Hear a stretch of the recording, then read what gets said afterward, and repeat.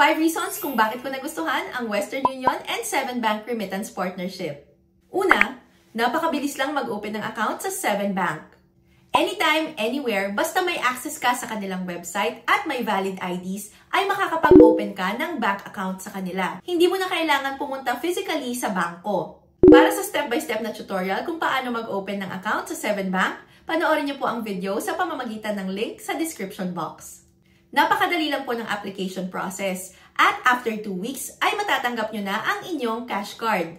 Ang cash card na ito ang gagamitin ninyo para magpadala sa mga mahal nyo sa buhay. At dahil nga ito ay isang legit na savings bank account, pwede rin kayong mag-ipon ng pera dito. And with a debit card option, pwede nyo rin gamitin ang inyong card na pang shopping o kaya naman ay pang bayad sa restaurants. Kaya kung gusto nyo rin po ng legit na savings bank account dito sa Japan, mag-open na rin kayo ng account sa 7 Bank. Pangalawa ay ang accessibility.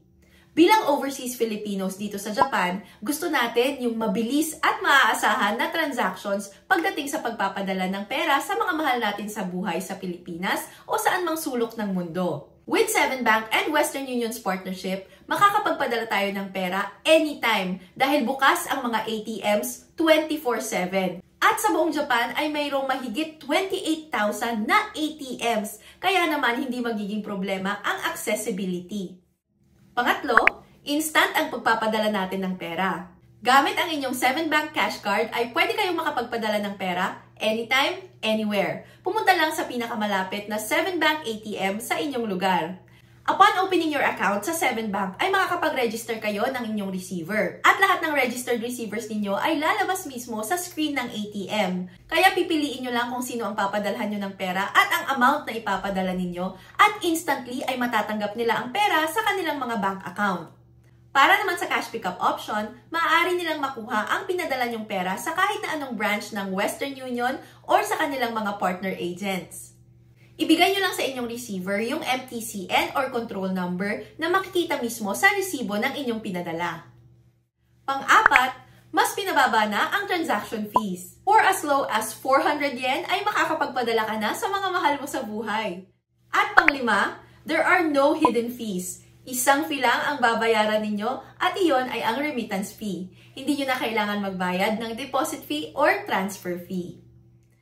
At para sa tutorial kung paano magpadala ng pera gamit ang 7 Bank ATMs, panoorin niyo po ang video sa pamamagitan ng link sa description box. Kaya ano pang hinihintay nyo? Subukan nyo na din ang Western Union and 7 Bank Remittance Services.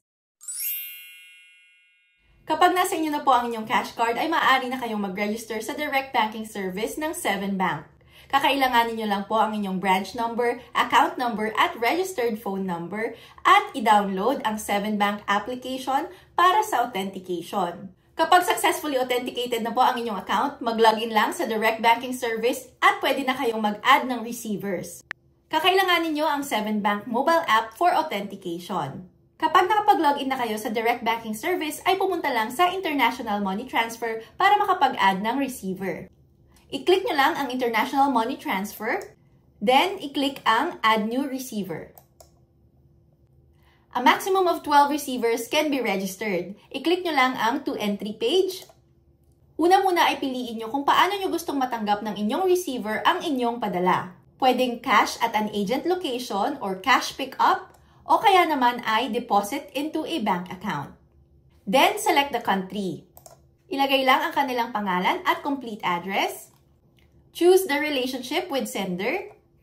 Piliin ang currency at purpose of money transfer. Piliin kung gaano kadalas kayong magpapadala sa kanila at ang expected amount sa kada transaction. I-check kung tama ang details na nailagay ninyo at pagkatapos ay i-enter ang inyong PIN. Kapag nailagay nyo na ang inyong PIN, click Register. And that's it! Maghintay lang ng up to 3 days para sa confirmation ng 7 Bank sa inyong additional receiver. For the complete instructions kung paano magpadala sa 7 Bank ATMs, panoorin niyo po ang video sa link sa baba. And that's it for this video. Maraming salamat po. If you have any questions, please leave a comment below.